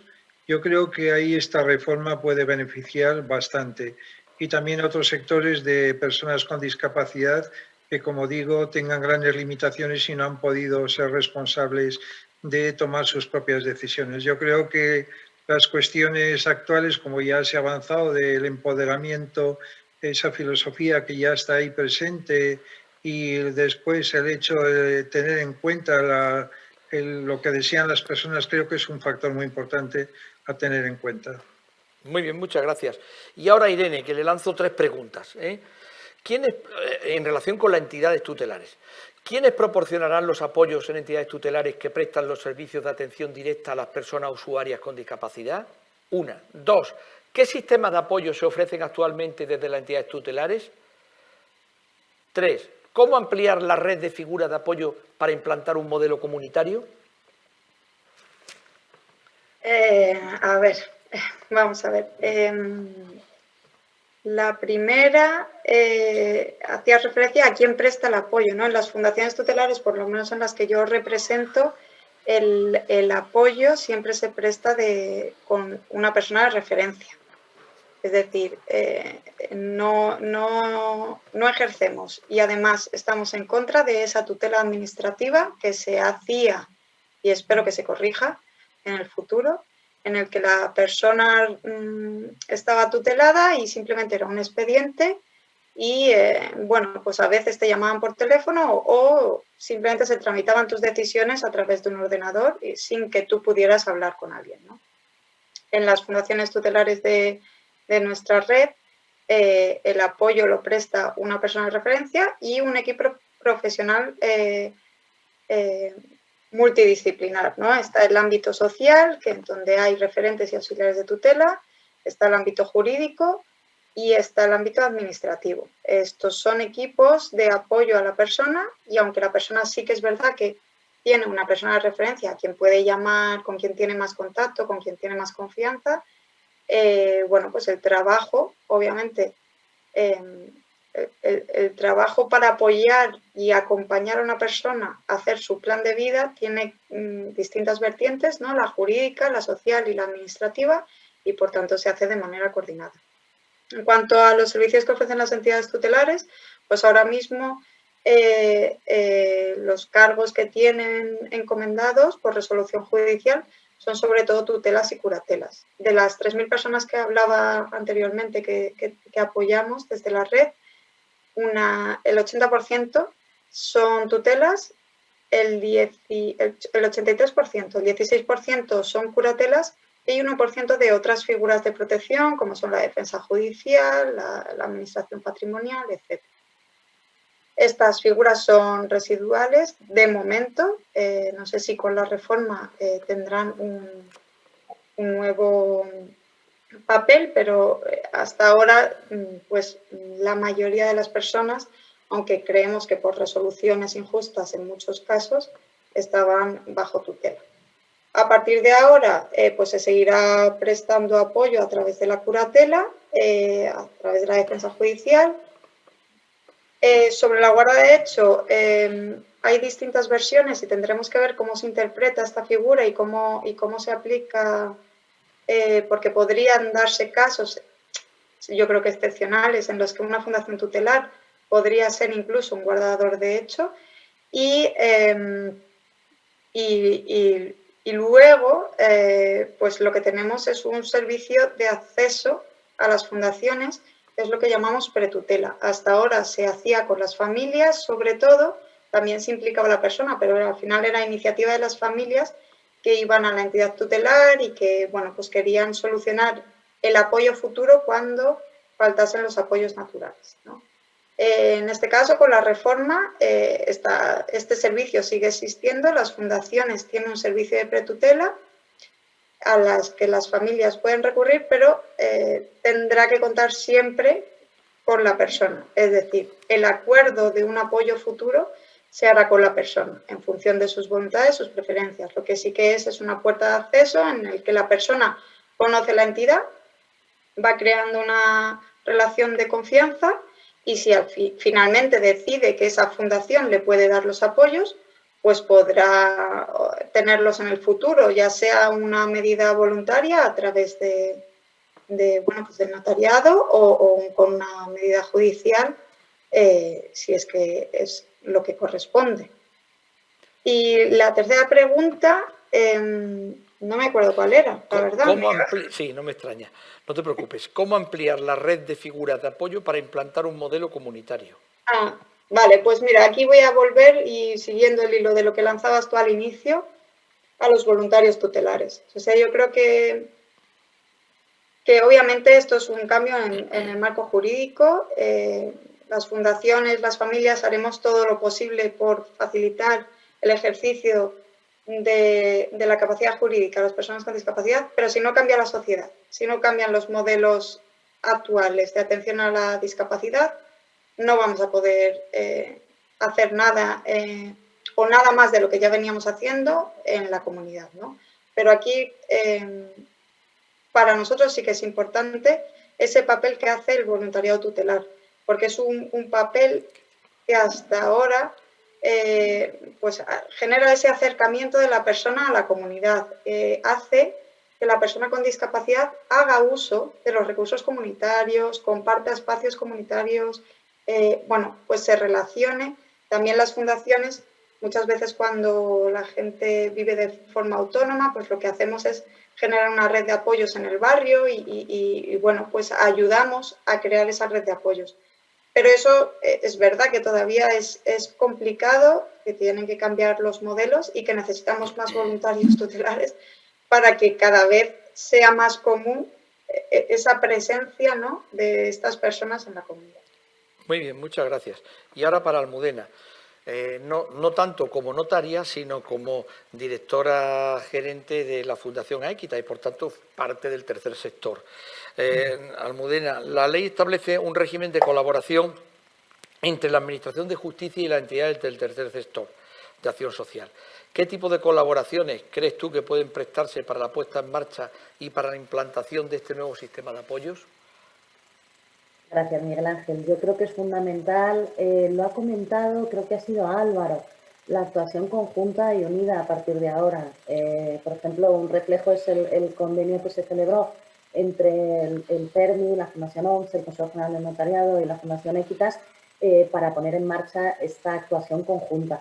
Creo que la existencia a lo mejor de convenios sectoriales, implicando a todos los actores, pero con un contenido específico, fruto de ese convenio, son estas actividades que estamos desarrollando ahora, con lo cual la actuación a través de vía convenio creo que sería una forma bastante práctica de potenciar esa actuación unida, ¿no? Muy bien, pues bueno, y aprovecho la ocasión y continúo contigo, Almudena, de alguna manera. ¿Qué colectivos o sectores necesitarán formación específica tanto en la atención a la discapacidad como en la implantación del sistema de apoyos? Porque creo que la ley establece algo sobre este asunto. ¿Nos puedes comentar? Sí, la propia exposición de motivos de la ley dice que la modificación no será posible si no va acompañada de una fuerte labor pedagógica. Y impone esa labor pedagógica en las disposiciones finales, en concreto al sector jurídico, a los jueces, a los fiscales, a los notarios, a los abogados, o sea, todas las personas que trabajamos en definitiva con personas y que tratamos. Si no nos cambia a nosotros mismos la mirada, vamos a tener un problema. Pero yo haría una reflexión más allá. Se necesita una formación a la sociedad en general. Lo que he comentado antes de que no nos creemos que de verdad las personas con discapacidad tengan la actitud de tomar sus propias decisiones con los apoyos que requieran, creo que lo tenemos que es una reflexión que tenemos que, es una labor pedagógica que tenemos que llevar todos a cabo. En el ámbito del notariado, que es el sector que a mí me incumbe dentro de lo que es la Fundación Equitas, ya hemos empezado con lo que es la labor pedagógica al ámbito notarial. Además, también, y enlazo con la pregunta que me habías hecho antes, ya hemos hecho convenios de colaboración con el Consejo General del Poder Judicial, con la Fiscalía General del Estado a través del Centro de Estudios Jurídicos, con esa idea de formación conjunta. Creo que es muy importante empezar ahora a trabajar en formación en mesa redonda. Es que el sistema ha cambiado completamente, entonces todos los actores que estamos implicados tenemos que recibir esa labor pedagógica, ya no por un voluntarismo, sino porque es una obligación y es un mandato legal. Se nos ha puesto la obligación a todo el operador jurídico de recibir esa formación. Tengamos en cuenta lo que decía Catalina de Bandas en su informe presentado en 2017 ante Naciones Unidas. Si no se da esa formación, vamos a producir de facto una restricción en el ejercicio de la capacidad jurídica, con lo cual volveremos a que ese principio de igualdad se quede en una bonita formulación teórica. Es obligatoria la formación por mandato legal y no solo, y hago la reflexión más allá, el mandato legal va a lo que son los operadores jurídicos, pero yo voy más allá, al ámbito a la sociedad en general, al tercer sector, a las entidades que trabajan con las personas con discapacidad. Todos nos tenemos que empapar de este nuevo modelo que nos ha dado, permítame la expresión, la vuelta como un calcetín al sistema que teníamos con anterioridad. Tenemos que desterrar los antiguos principios, tenemos que desterrar las antiguas inercias que venían y conseguir que esas barreras actitudinales que existen sean vencidas. Muy bien, muchas gracias. Y ahora para Álvaro. Álvaro, esta reforma supone un cambio de paradigma en la libertad y dignidad de todas las personas. ¿Se necesita un cambio en la sociedad para la comprensión de estos principios y su aplicación? ¿Cómo crees tú que se puede conseguir? Sí, efectivamente, esto representa un cambio de modelo de paradigma y será necesario un cambio en determinados sectores sociales porque, como decía antes, van a manifestar reticencias al cambio de modelo tanto por razones ideológicas o coyunturales o profesionales. Sin embargo, yo creo que hay que ser optimistas, ¿no? Desde el momento que esta reforma se ha sustanciado en ley, aprobada por amplio consenso y en la que han intervenido y estado de acuerdo tanto operadores jurídicos como el propio movimiento asociativo y los estamentos políticos. Yo creo que la sociedad, también lo comentaba antes, ya llevaba en su seno nuevas actitudes y principios como la atención centrada en la persona, que era un cambio de modelo, la necesidad de empoderamiento, es decir, la discapacidad como una cuestión de derechos, entre otras, que que yo creo que todas ellas presagian un avance lento pero constante. Muchas gracias. Y ahora para Irene, aunque después también por rebote a Almudena. Pero Irene, ¿cuál es el papel de la familia dentro del sistema de apoyos? Aunque normalmente no sea el apoyo principal, ¿se combinará con un equipo multidisciplinar desde la psicología, el trabajo social o el mundo jurídico? ¿Cómo se formará la familia de las personas con discapacidad sobre el cambio producido en la reforma y sobre el papel y función que tendrán a partir de ahora? Es decir, ¿cómo se afrontará esta nueva situación en la familia? Y las mismas preguntas después para Almudena, porque los notarios están en contacto con la vida familiar también. Adelante, empiezas Irene, continúa Almudena. A ver, yo creo que las familias vienen prestando los apoyos, con lo cual ya saben lo que es prestar apoyo, ¿no? Lo que necesitan saber las familias es en qué se concreta esta reforma, y es verdad que ahí tenemos una labor importante, tanto Almudena, bueno, la Fundación Equitas, no Almudena sola, como nosotros, ¿no? Como el movimiento asociativo, CERMI, en trasladar a las familias toda la información que requieran. Creo que es importante que conozcan la Convención, que conozcan todos los derechos de las personas, porque muchas veces damos por hecho que se conocen los derechos, barreras fundamentales, y a veces no está tan claro. Y luego, obviamente, pues que conozcan en qué va a transformarse ese apoyo que ellos venían ejerciendo y, bueno, pues qué sistemas se establecen ahora. Por ejemplo, pues las familias, lo que dice la reforma es que la guarda, de hecho, es un sistema que funciona, que no precisa de una resolución judicial, sino que es un sistema que se puede dar de forma continuada, es un apoyo, pues, digamos, informal que dan los padres y que, si es adecuado, no necesita ningún tipo de regulación. Lo que sí es que para determinados actos en los que se exija representación, pues el guardador, de hecho, necesitará autorización judicial, ¿no? Entonces, bueno, yo creo que es facilitar todo este tipo de información a las familias y apoyarlos y ayudarlos y acompañarlos y darles toda la información que necesiten para bajar esa ansiedad, esos miedos que ha generado este cambio, ¿no? Desde las fundaciones tutelares aprovecho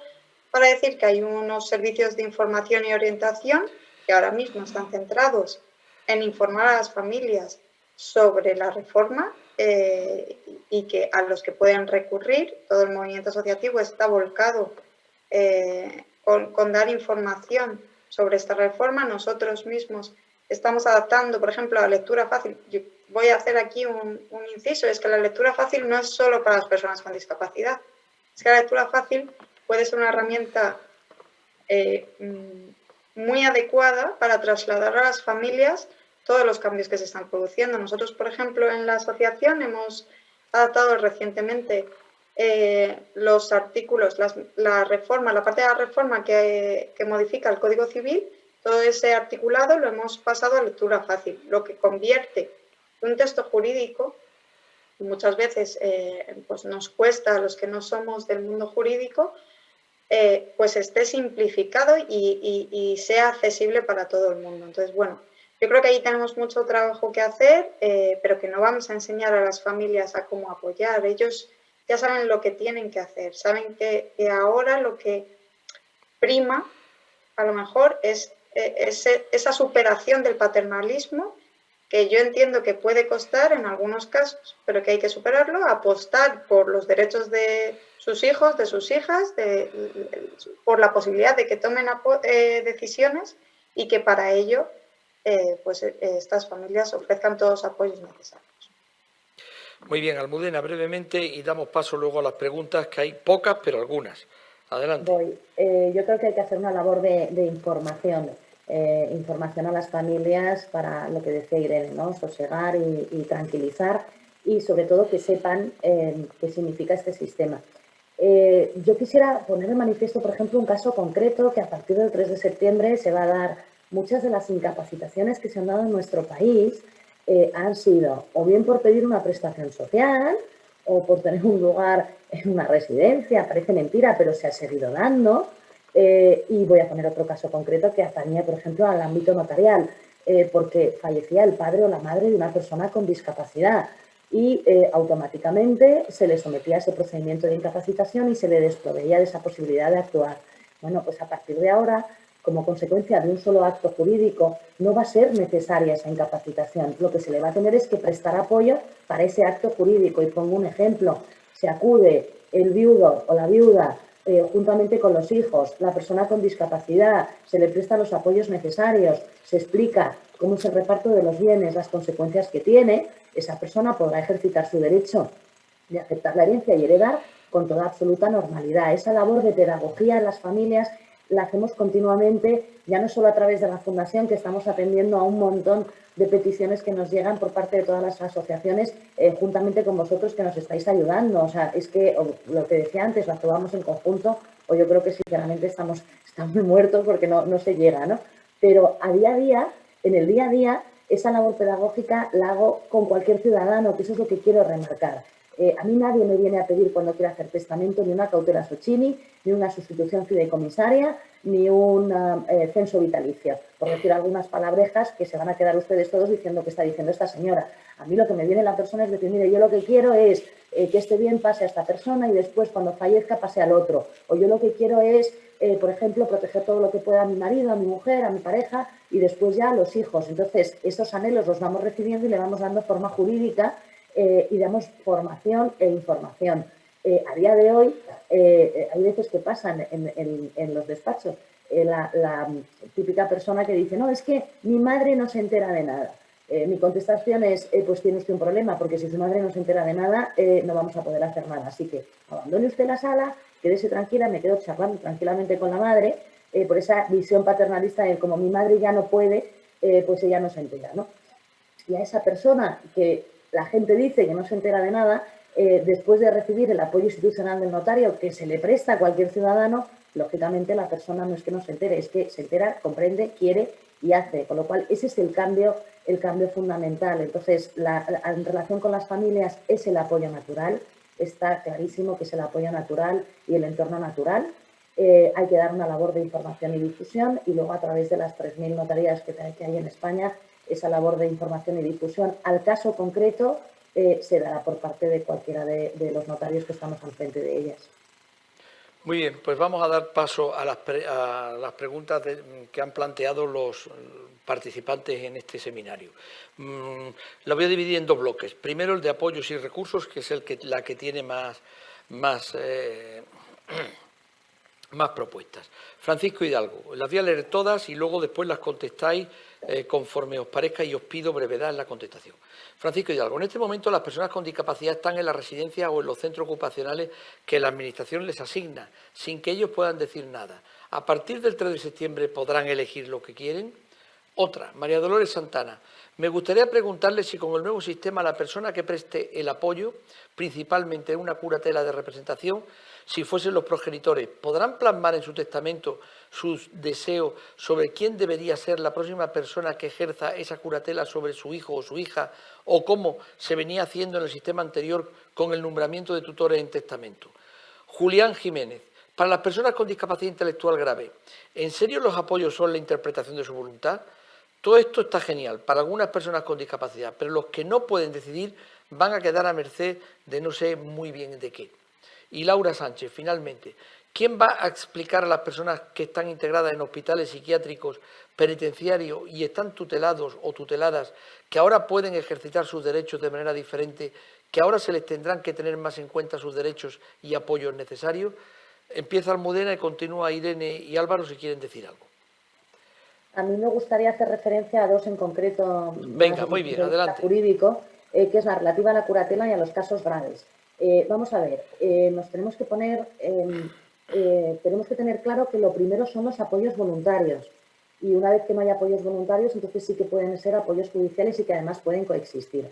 El caso de los padres que tengan una patria potestad prorrogada, hasta que no se produzca la revisión de la resolución judicial, siguen como hasta ahora bajo los principios del Código Civil, o sea, nuevos, con los nuevos principios que instaura la Convención. En el nombramiento de un curador, recordemos que el curador tiene que ser asistencial con carácter general, medida judicial subsidiaria si no hay apoyos voluntarios. En el caso del curador, la primera persona a la que se le tiene que preguntar quién quiere que sea su apoyo a través de la figura del curador es a la persona con discapacidad, a la persona que ha pedido esa medida de apoyo en concreto. Si la persona con discapacidad manifiesta quien desea que sea su persona de apoyo, lo dirá. Si en concreto los padres pueden decir quién desean que sea su curador para el día de mañana para sus hijos, en el caso en que sea necesaria esa medida, que recuerdo, las medidas judiciales son subsidiarias y la curatela representativa es excepcional, sí que pueden decirlo, igual que lo podían decir con anterioridad, a través de documento público notarial.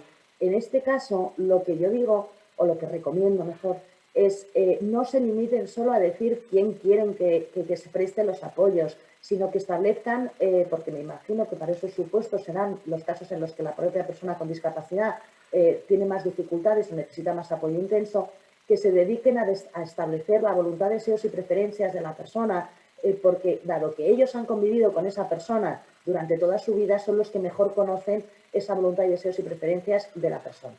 Y en relación con los casos graves, que nos quedemos tranquilos, vuelvo a reiterar, lo dije anteriormente, los casos más graves, donde el apoyo sea muy intenso, están previstos y están solucionados a través de la nueva legislación, a través de esa figura que reitero, y perdón si soy muy reiterativa, pero la curatela representativa es la excepción de las excepciones. Y vuelvo a decir, si convertimos a la curatela representativa en la regla general, nos hemos confundido y la reforma no tendrá sentido. Así de dura soy. Muy bien, muchas gracias por tu claridad. Irene, al grano. Y si quieres que te refresque las preguntas, te las hago. Pero bueno, adelante. Me he quedado un poco con la primera, que si venga, las pues adelante, luego te digo alguna que está en tu alero. Y si van a poder elegir los centros que les da la administración. A ver, no, siento ser así de sincera también como Almudena. Necesitamos cambiar los sistemas, y entre ellos los sistemas de atención a la dependencia, los sistemas de asignación de plazas, etcétera. Pero esto no concierne, o sea, no involucra las prestaciones que la persona va a recibir. Involucra a su capacidad, o sea, supone que las personas podrán tomar sus propias decisiones, sí, pero dentro del sistema, por desgracia, habrá decisiones que sean automáticas, pero no es que las tomen por ellos, es que las toman por todos. Igual que bueno, pues si tú cuando pides una plaza del colegio, ¿no? Pues te la dan y a lo mejor no es la que tú querrías. Entonces, esto lo que necesitamos es cambiar el sistema, modernizarlo, y que para definir los apoyos y las prestaciones que recibe la persona se cuente con su voluntad, pero esta ley y este cambio ahora mismo no supone esa posibilidad. O sea, a partir del 3 de septiembre las cosas quedan igual. Bueno, otra pregunta que tenía que ver con la discapacidad intelectual grave. Dice, ¿en serio los apoyos son la interpretación de su voluntad? Todo esto está genial para algunas personas con discapacidad, pero lo que no pueden decidir van a quedar a merced de no sé qué. Muy bien. Yo creo que además la pregunta está formulada con el sistema antiguo. ¿Los apoyos son la interpretación de su voluntad? Irene. Bueno, yo creo que Almudena ha contestado en su anterior respuesta. Cuando nos... A ver, es que la interpretación, he puesto un caso concreto de una juez que ya a día de hoy, antes del 3 de septiembre, era un caso grave de necesidad de apoyo sustancial y de necesidad de apoyo intenso, y en vez de decidir por su mejor interés dónde tenía que vivir esta persona, que en ese momento ya no podía manifestar voluntad, lo que hizo es ir a la historia de vida. La autoridad judicial fue a la historia de vida y preguntó a la persona que estaba con ella, porque fueron todos a la audiencia, con quién desearía vivir su hermana. Eso es un ejemplo concreto y claro de atender a la voluntad, deseos y preferencias de la persona. Antes ni se hubieran planteado dónde querría vivir su hermana, y si a lo mejor hubieran sacado a esa pobre señora de su lugar de residencia normal y se la llevan a León, y hubieran producido una mayor desafección del lugar donde residía, con lo cual la interpretación de la voluntad, deseos y preferencias en el caso de una persona con grandes necesidades de apoyo queda bajo la salvaguardia de la autoridad judicial, pero tendrán que actuar siempre teniendo en cuenta esa historia de vida. No nos alarmemos, no se va a hacer lo que se quiera en ningún momento. Creo que hay que dar calma, tranquilidad y dar una posibilidad a este modelo que verdaderamente atiende a la dignidad del ser humano. con independencia de su condición, de si es alto o bajo o tiene o no tiene discapacidad. Lo reitero de verdad, no alarmemos. Muy bien. Hay una última que la voy a responder yo mismo, es en relación con quién va a explicar a las personas que están ingresadas en hospitales psiquiátricos penitenciarios, están tutelados, que ahora pueden ejercer sus derechos de manera diferente, que ahora se les tendrán que tener más en cuenta sus derechos y apoyos.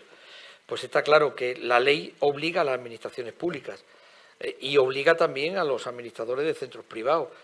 Tendrán que ser, de alguna manera, sobre todo los que son de carácter público, no pueden quedar en un limbo. Tiene que ser la Administración y los servicios sociales los que tienen que entrar en este tema, además de las familias, está clarísimo. O si hay abusos, la Fiscalía. Ya una penúltima ronda, muy rápido. Transitoriedad. María José Plumet, ¿estarán ya los apoyos en septiembre o cuándo está previsto? El autismo, que son las personas que represento, quedan en algunos casos indefensas. Y formación, Enrique Gutiérrez, ¿qué tipo de formación creen que deben adquirir los operadores jurídicos para aplicar la reforma? Si queréis contestar.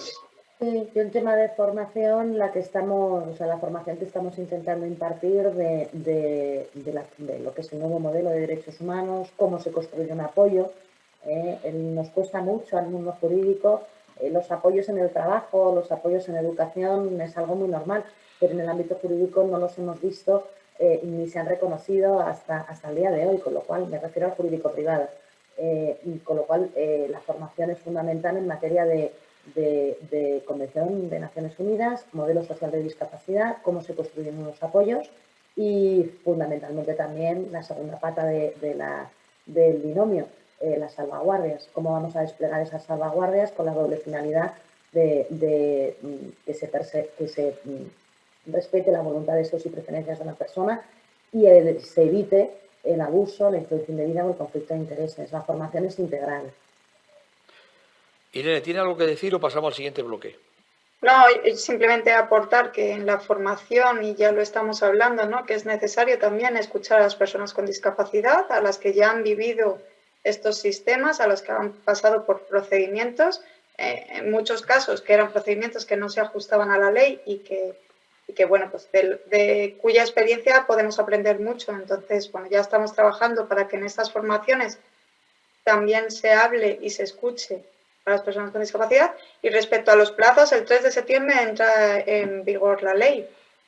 Ha tenido estos 3 meses, se publicó el 2 de junio en el BOE, con lo cual el 3 de septiembre entra en vigor y automáticamente todas las... Muy bien, muchas gracias. Pues ya la última ronda que vamos acabando.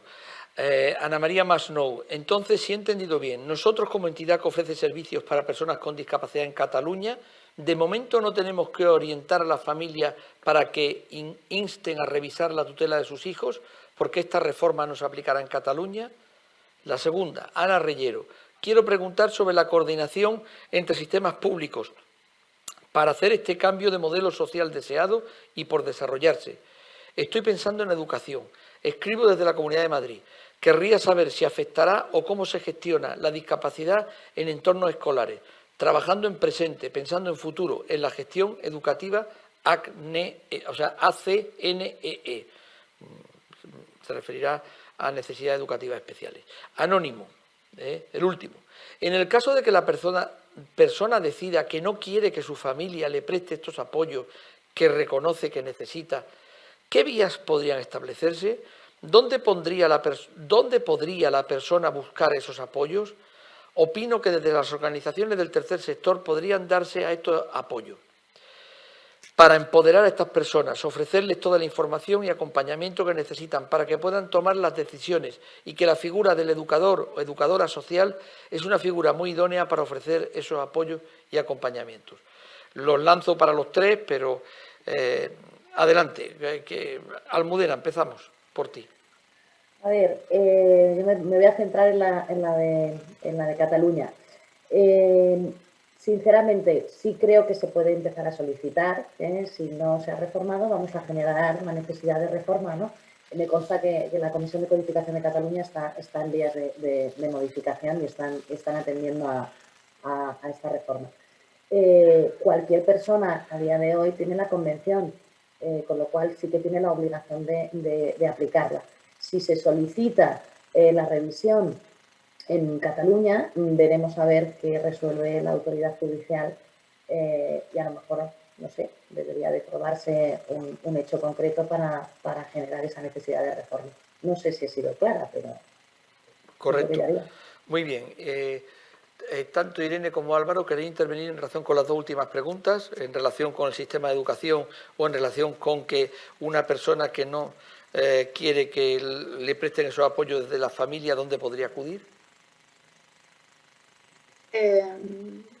Bueno, no sé, en relación a la educación, a ver, esta ley y este cambio afecta a personas adultas. Es decir, obviamente, al ser un cambio de mentalidad, debe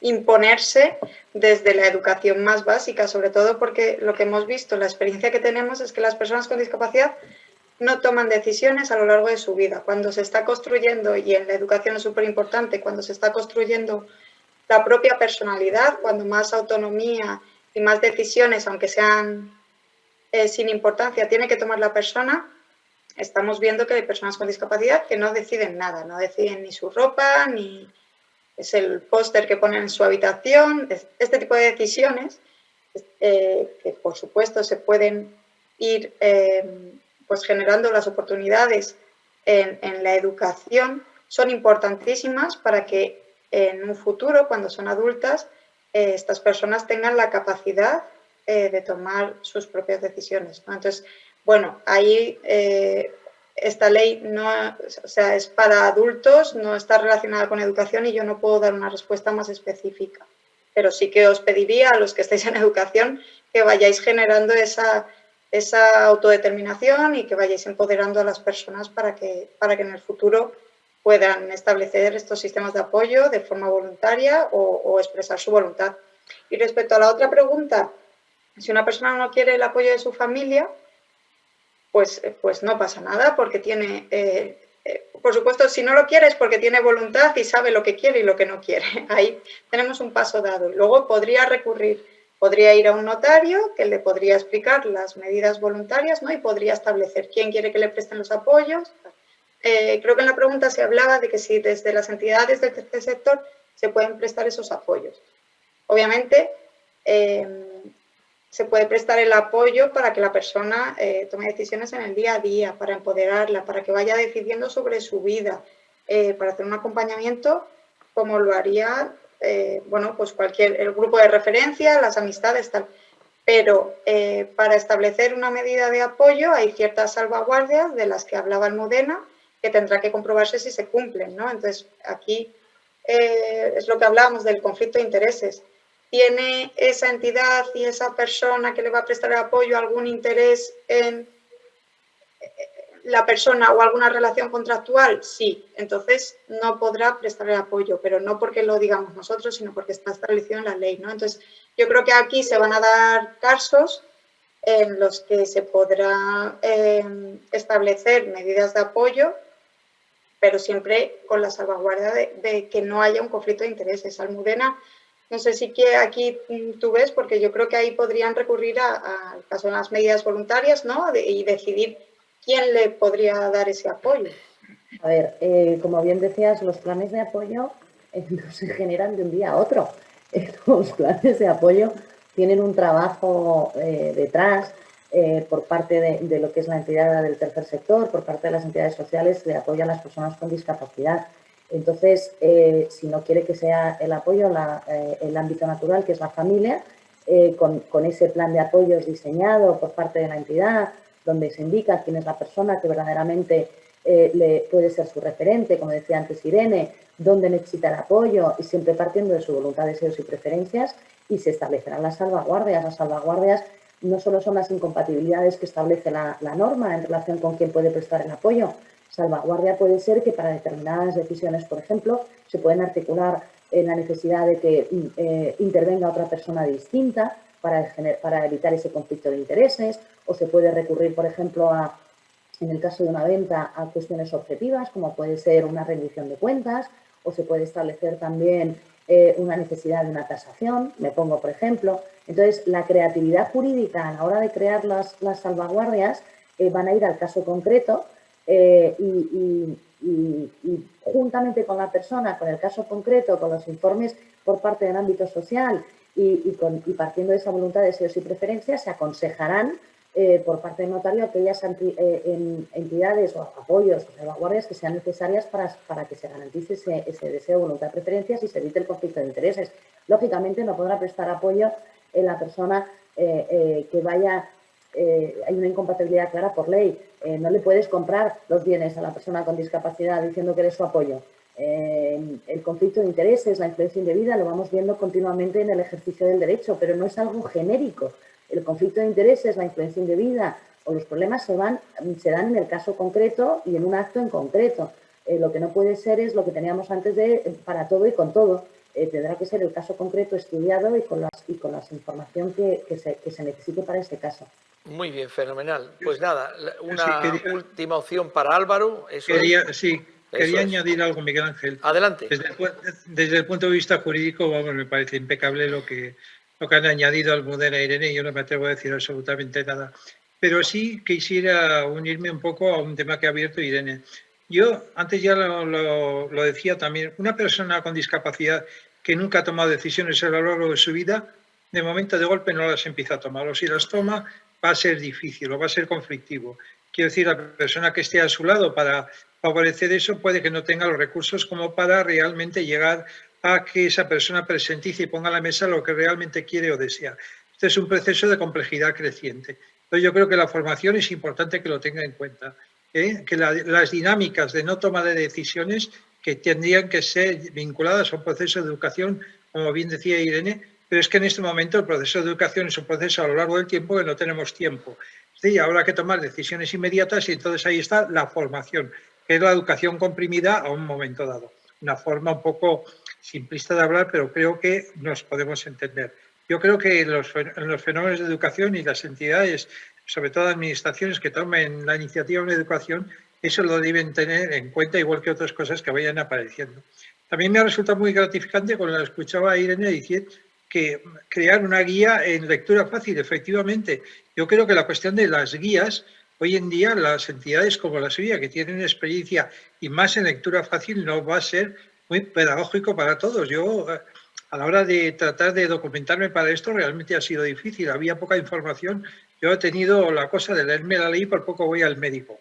Entonces, una cuestión de una guía realmente me podría haber ayudado bastante, me podría haber tranquilizado.